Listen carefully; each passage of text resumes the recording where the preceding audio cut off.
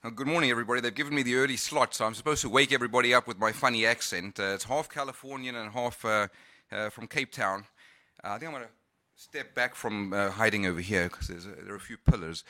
I'm given the topic of disruptive technologies and how best to invest in, prudently invest in all the disruption that's taking place globally. You probably saw this morning Netflix just came out with rather stellar results, actually. And we've got two particular ETFs with Han, but the topic will cover essentially the different trends going on and really the outlook for 2019. What areas in particular, both short-term and long-term, will be the most disruptive and also the best ways to invest for your customers, your clients. And I'm certainly happy to take questions and feel free to throw out any questions if you have during the time. We don't have too many slides. I'm going to just try and see if they've left me with everybody else's slide first. But my company is called Gins Global Investment Management. We actually are an index fund operator, so we've got to give Jack Bogle, credit for really building this community over the last 35, 40 years. And as you know, most of you passed yesterday at the age of 89. A lot of what we do today is probably off the backs of what Mr. Bogle had done. Our particular ETFs actually charge about 75 basis points, but they're theme-based, and we cover cloud technology and disruptive innovation. So just very, very quickly, with Hector and Han, we basically listed these two particular products. The rest of my presentation is really about the different sectors that we're covering, everything from social media to cloud and the other trends that we're seeing. I think a lot of people in the media today are talking about Netflix, and what may surprise many is despite them raising prices by £1 or £2, their subscription growth is just phenomenal. And I can tell you, my friends back in the States, not only would they not mind paying an extra $1 or $2, but they're actually cutting their TV subscriptions to the likes, the equivalent of the Skies in the US. I live in Los Angeles.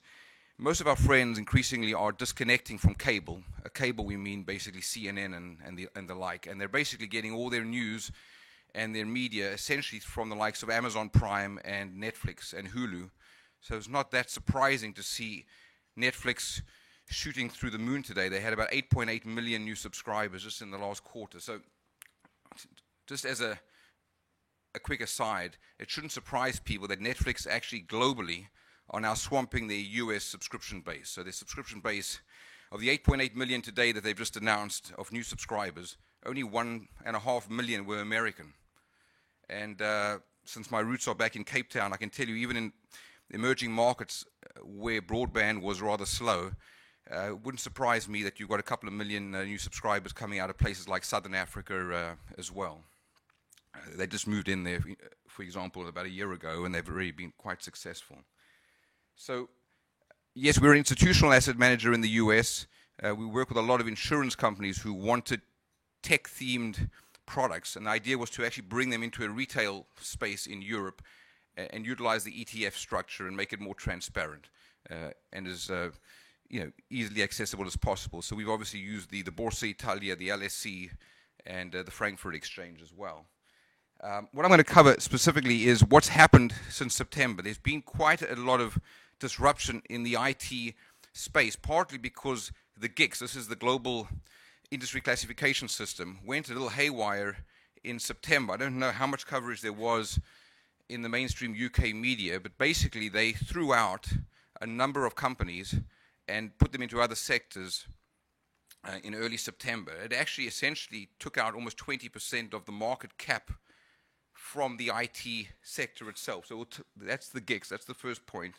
And the other 3 points here talk about the mega trends such as social media, such as future cars, genomics, which is gene editing. So I'm going to try and cover a range of areas as well, and cloud. And a bit more long-term, there's been a lot of hype about it. We haven't seen much profitability yet, but there is hype around blockchain and virtual reality. So perhaps when you go home and talk to your kids about social media, you could say you actually learned a thing or two here. And to save you the cost of Davos next week, I'm going to basically wrap all this into a fourth industrial revolution that we see coming through globally. It's not just a developed world situation. This is really a global trend.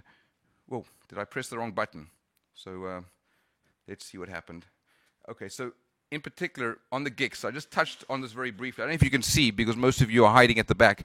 But what's happened is the IT sector essentially took out Facebook. This is in September. Facebook and Alphabet, which is Google's parent.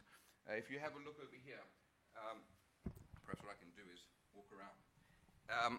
What happened is Facebook and Alphabet were actually taken out of the IT sector and moved across into communications. So no longer, if you're buying an IT sector fund, whether it's a SPDR ETF or some of our other competitors, they're actually treating the tech sector quite differently. Thank you. Yeah, I thought rather than hide behind the over there, let me just try and show you what's going on. So the internet companies in particular got reclassified, some of them. Facebook, Alphabet moved to the communications category.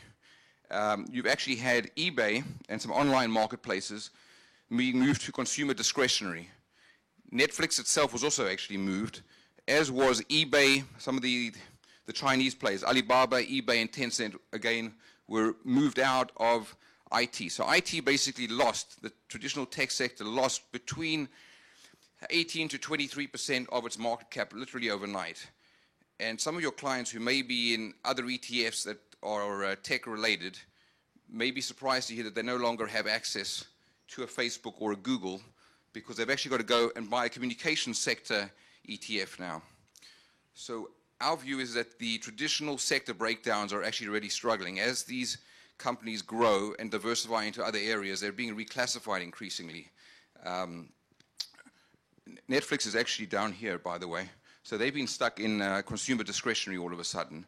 And Amazon, which is now also being moved, is also in consumer discretionary. So it's quite confusing for many people. We actually think the theme-based structure arguably is more flexible and gives you the opportunity to actually buy all of these in one particular place. So there are a few other well-known names on there as well. And all these slides, I believe, are being handed out. So the fourth industrial revolution for us is very exciting, and the reason is that many people would say, well, is there really a revolution going on? You know, we're living through it. It's hard to actually, when you're myopic and you're in the middle of this thing, are we in the center of a storm? Being a little bit gray nowadays, I just have to look at my kids and my friends' kids and see how much time they're devoting to traditional media, traditional publications, and it's almost a different world for them. They're spending almost no time searching different websites. They're spending probably half their time, particularly in California, from what I can see, on 2 or 3 or 4 social media sites. And there have been some recent studies by Gartner Research and others showing that half of the time that millennials are spending on the internet is typically going to 3 or 4 key social media sites, getting all their news, all their data, all their information about new movies, etc., from these key 3 or 4 sites. Could be Instagram, could be some other well-known sites that you know, Snapchat, etc. So we do believe there's a fourth industrial revolution. It's not just the hype from Davos and the World Economic Forum spewing this stuff. And there's a mixture of different areas. So you've got everything from the cloud to cybersecurity to virtual reality. And obviously, most of this is all interlinked by the internet. I mean, things like the cloud couldn't exist 10 to 15 years ago. It was just too expensive. And there were companies such as the likes of Airbnb and Netflix that just certainly couldn't have scaled up as dramatically. I mean, Netflix today is in over 50 countries. There's no way without cloud technology that folks like that could have actually scaled up as fast. So I'm just going to run you through some other areas, including future transportation, which is really future cars, and we'll go through some of these slides. One of the largest deals ever in the history of technology occurred 2.5, 3 months ago when Red Hat was a company that not many people perhaps in this room had heard of. They do something called the hybrid cloud. They basically allow people to move their data between different clouds. And the dominant cloud players, incidentally, are obviously Microsoft, Amazon, and Apple. And those 3 guys, or corporations, are actually vying for the most valuable companies in the world at the moment. So any day of the last 3 months, it's either been Apple #1 or Amazon #1 or Microsoft #1 in terms of value market cap globally. And what surprises many people is that Microsoft actually has doubled its market cap just in 18 to 20 months.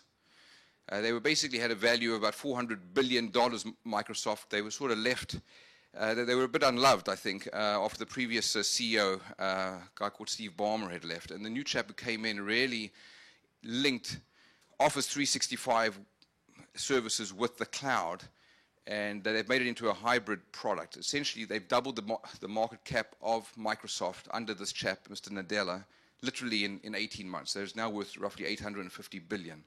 And they were the most valuable company a couple of weeks ago in the world.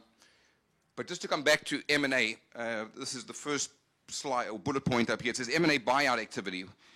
So IBM decided they were losing out in this whole rush to be one of the top 4 or 5 leaders in cloud computing. Got a bit desperate, you could argue, and spent $34 billion.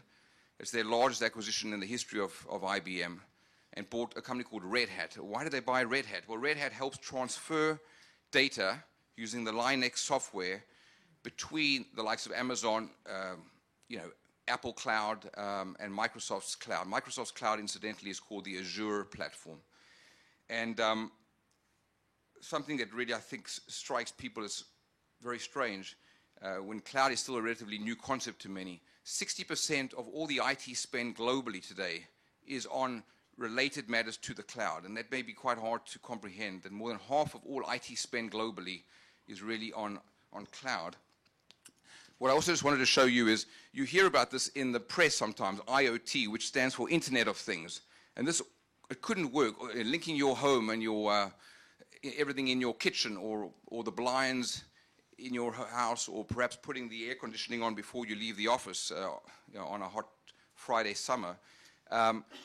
This is all being driven by the interconnectivity of cloud devices. So we actually are very, very positive that cloud is already here. It's not into the future as much as, let's say, the likes of blockchain and virtual reality.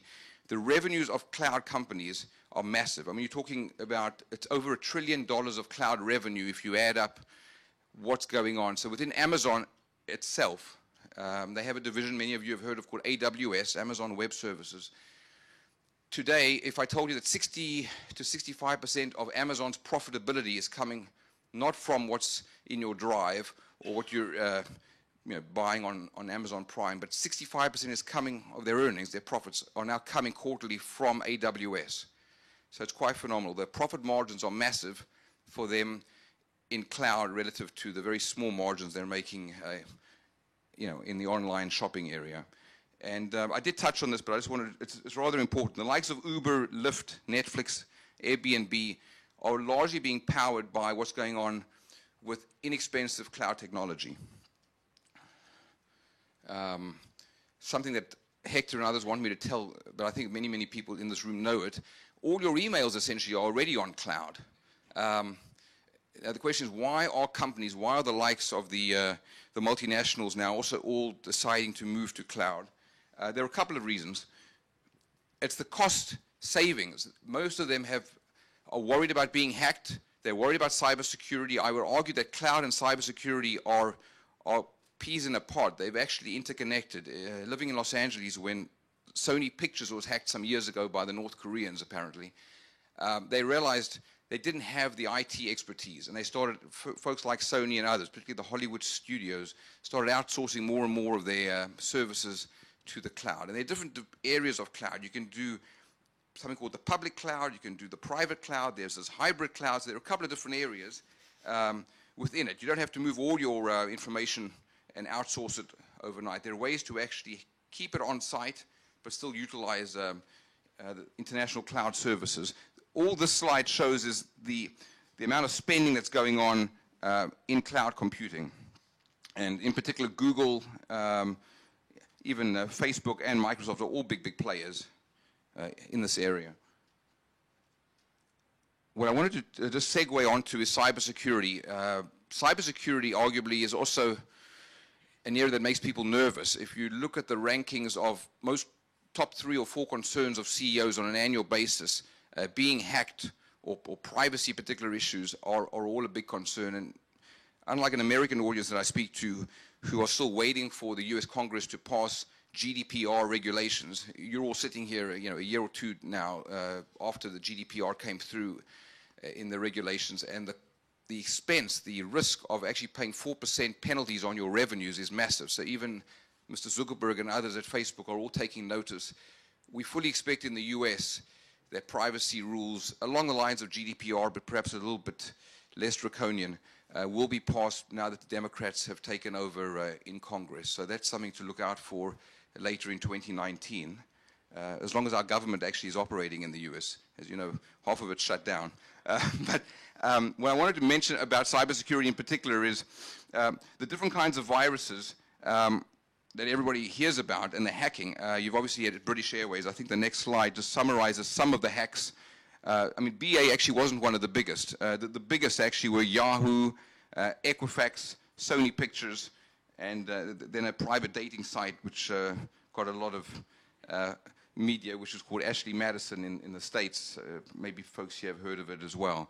So what's driving, I would argue, the cyber spending is that the cost, the damages have actually doubled. The recent research from Gartner and some other IT experts have shown that the ransomware, malware, some of the other attacks have literally cost companies, the damages have gone from 3 trillion, I'm going to see if it's on the next slide, I believe. Basically it's showing, well, I'll go back one slide, I'm sorry. Let's see if it's on the previous slide, we can just try and summarize it here. They're talking about the different kinds of viruses and the costs. And it's essentially doubled from 3 trillion to 6 trillion over the past year and a half. So the damages in cybersecurity in particular have doubled. And what we've actually seen is the corporate spending on cybersecurity has actually more than tripled. So there are a lot of companies, one particular well-known company is called Symantec and a few other leaders, and we utilize these inside of our ETFs. They've basically benefiting from big corporate spend. We talked earlier on about cloud technology benefiting from the big spending, but I would argue that cybersecurity is right up there along with it. And as part of the fourth industrial revolution, these two trends are already here. It's already causing huge disruption in IT budgets and in corporate expenditure. I'm just going to go on to social media, which frankly, I think our kids know a lot more about it than we do, but it's bypassing, I think anybody over about 40 nowadays is seen as a bit of a dinosaur by the youngsters. Essentially, what's happened with Facebook is it seems that there's this dividing line at 40. Basically, if you're under 40, you know all about Instagram, and if you're over 40, the kids basically call you a bit of a Facebook dinosaur. And something that is worth looking out for is whether these large corporations like the Facebook would have been as powerful if the antitrust rules in America had actually kicked in and prevented them from buying some of their competitors. So that's something that may be pushed by the Democrats, so that the likes of Facebook can't just go and buy up all the competitors along the lines of what Facebook did, buying Instagram. And they've actually kept Instagram really as a separate brand, which has been very, very clever. So my kids and other kids don't actually realize that they criticize us for using fuddy-duddy Facebook, but they're actually using a division of Facebook too. And the user growth is quite phenomenal. I mean, you've now got almost half the world basically on social media. But the penetration in markets like China, India, and Africa are still, relatively speaking, quite small. So there's still quite significant growth. Something that for a UK audience may touch home. You've all heard about the problems that Sir Martin Sorrell had at the WPP. I think behind the scenes there, and I'm not an expert, but the advertising industry in California has been shaken up massively. So while I'm not an expert on WPP, I can tell you that all the ad agencies in the US, if they don't have a significant focus on social media, they may be going the way of the dodo too. And I think WPP have actually suffered, frankly. It's been hard for them to actually segue into the amount of ad spending that has transitioned into digital, into social media, is arguably up to 50% of a typical advertising agency's focus. That's in the US. I don't know if it's true in Europe yet. It may be somewhat behind, but catching up fast. So this essentially says marketing and advertising, social networks earned almost $8.5 billion US dollars from advertising just in 2016. That number now, the latest estimations are it's closer to 10 billion. And it's really powering the likes of Snapchat, Instagram, and many of the other social media platforms. And maybe this scares many people, but basically they're adding one new user between every 10 to 15 seconds. So I think most of us are worried about privacy issues. In America, I would be honest and say it is the Wild West at the moment without privacy rules, without the likes of GDPR. So for the moment, they're all going hell for leather in America, getting as many eyeballs as they possibly can. And they're actually signing deals with the Netflixes and some of the media to actually be able to show their movies and other things via these social media sites. So there's increasingly no reason for a youngster to go and flip around to 20 or 30 different websites that their parents may have done. So when I look at my kids and their friends, they're not necessarily flipping between many websites on a daily basis. They're actually getting all their data or information from probably 3 or 4 key sites. So this is just one quick example we wanted to put out in terms of China.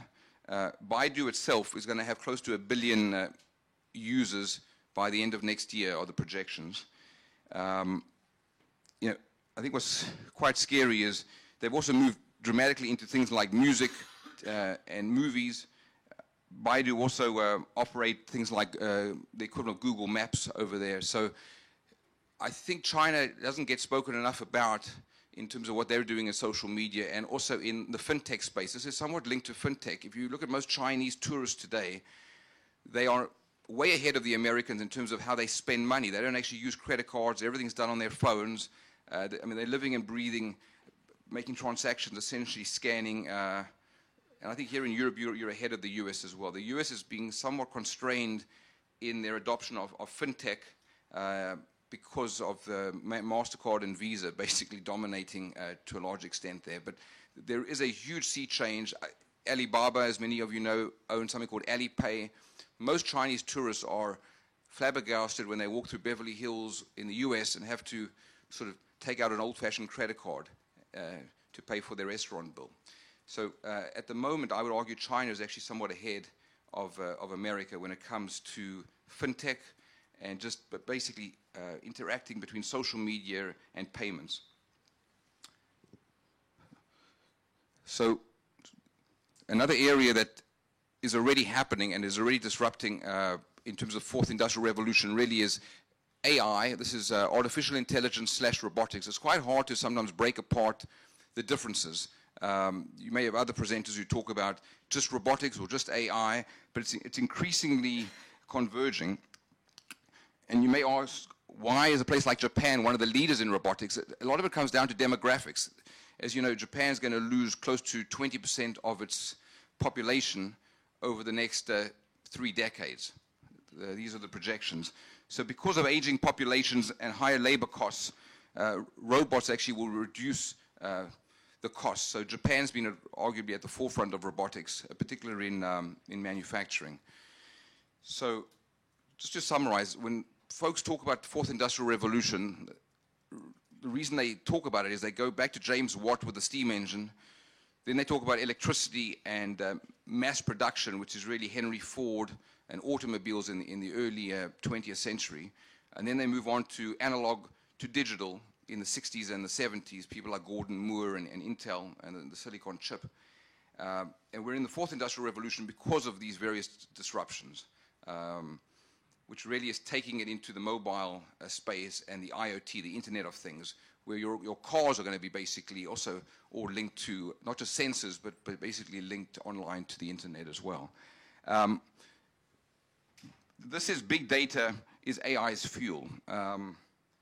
In America, just last week, there was a program, it's the most popular TV program probably in the States on current events. It's called 60 Minutes, and they featured a whole program just on China and all their expertise in artificial intelligence, and basically how they've sent their top graduates all to American and UK universities and have brought back all the computer science technology, and they're not constrained by government regulation there, and they've gone in a very, very aggressive way, basically mining data, because the more data you can mine, the cleverer your AI and your artificial intelligence is. And obviously, if you've got 1 billion population versus a population of 60 or 70 million, you can actually arguably train your computers to be even smarter. So the whole argument in this program was that not only do they have a leap on some other smaller countries, but they've actually got the database to make their computers arguably even smarter than a country that's got a much smaller population or data set. Something that your NHS is adopting, and I understand that because of the issue with GPs in this country, and and maybe the problem with healthcare services in Europe, is that the diagnostics that are occurring now, IBM's Watson has got basically a 90% diagnostic accuracy on lung cancer, according to recent studies that they've done. And there were some other articles in your own UK press about eye diagnostics recently at one of your well-known NHS hospitals, also saving GPs a lot of time, or ophthalmologists a lot of time, by basically diagnosing corneas and other problems way ahead of what an initial GP would have to do. So basically, we increasingly see healthcare and AI converging. It's an area that there'll be more and more excitement in, I believe, over the next 5 to 10 years. And just another area that's related, but it's taking a little bit longer to get the popular media to cover it, is gene editing or genomics. And some of you may have heard of the likes of stem cell research, obviously, or CRISPR. But I think the main point on this slide is that a firm like Bristol Myers Squibb, which is one of the largest pharmaceutical companies in the world, just spent $70 billion, it's actually $74 billion, to buy Celgene.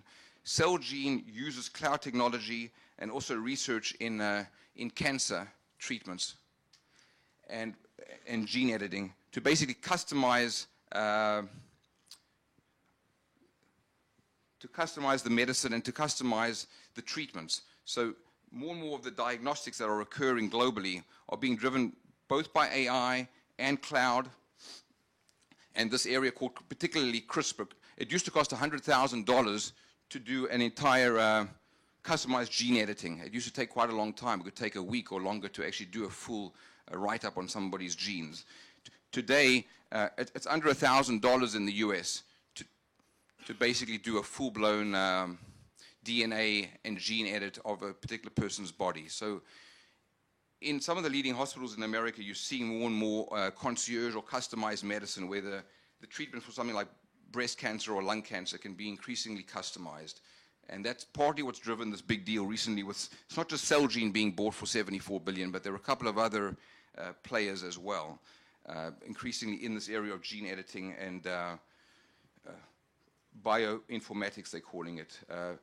And another term that you may see knocked around a bit is called molecular diagnostics or stem cells.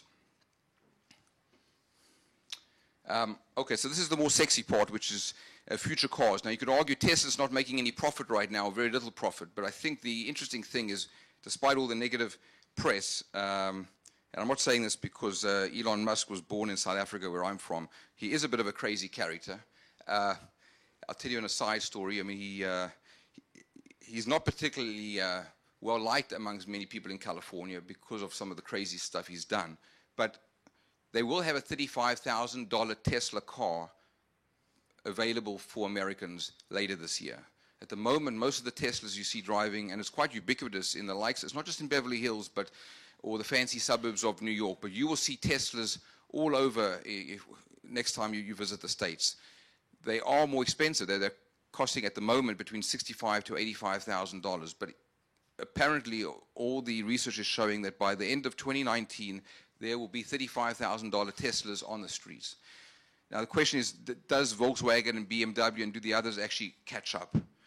Interestingly, it may not be apparent on the slide, but Volvo, by this year, 2019, every single car Volvo produces will either be an EV, an electronic vehicle, or ultimately autonomous. So Volvo, when the Americans look at what's going on in Europe, they're actually more scared at the moment of Volvo, believe it or not. They're not as perhaps scared as they should be of Volkswagen or BMW at this point. Volvo have actually been out front. They've actually just made another acquisition last week, Volvo, in an area called wireless charging, so that your car doesn't have to be plugged in physically into the garage at night. Volvo will actually have a way of using Wi-Fi to charge the car. And there are other developments where the car can actually be charged just sitting on a certain pad at home, or even certain roads or streets having these pads that will actually charge the car.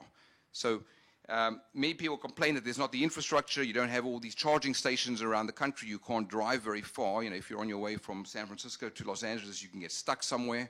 I think those days of worrying about charging stations are going to, with battery technology and what Tesla have done, in 10 years' time, I think we'll look back and say there are other ways to charge cars. Wi-Fi and these pads and some other areas, there's a lot of expenditure going on there. Just lastly on this, it says before 2030, most regular cars that we know of today will be in the minority. Almost more than 50% of cars by 2030 will either be hybrids, electric vehicles, or even more advanced. So, yeah, so I'm basically done. I'm not going to spend any real time on virtual reality or blockchain, because that's, for us, the revenue growth there is still relatively small. We're much more keen on focusing on the first couple of areas. We think that the fourth industrial revolution hasn't really taken off dramatically in virtual reality or in blockchain. So if I can just summarize, yes, you hear a lot about blockchain. It's very different to Bitcoin. And I can say one thing about this, as a former accountant, there's a whole idea about decentralized ledgers, that blockchain can be adopted in various areas, from tracking diamonds to tracking healthcare to doing trade finance deals. And the likes of JP Morgan and others are utilizing, and even the stock markets are looking at blockchain in those areas. So we've tried to de-link blockchain from the cryptocurrencies. We don't believe that that's where the growth of blockchain comes from. It comes from a lot of other areas, more common areas, trade financing, tracking trades on the stock exchange, etc. And just to conclude, I know I've thrown a lot at you this morning. Essentially, we are very bullish on cloud, social media, and cybersecurity driving a lot of earnings in the fourth industrial revolution over the next year to 2 years, and cloud being at one of the most central parts of that. And when you look at future cars, genomics, VR, and blockchain, that's a bit further out. It's happening, but the profitability, there may be revenues there, and they are growing in leaps and bounds, but the earnings potential, the profitability, is certainly up here at the moment. Cyber, social media, and cloud, they're generating sizable profits, those companies. And we see the market caps of those companies being the most highly rated, whereas these ones are, other than Tesla, genomics, VR, and blockchain, even though they're themes in our ETFs, they're relatively small at this point. Thank you very much for putting up with me. Have a wonderful day. Thank you.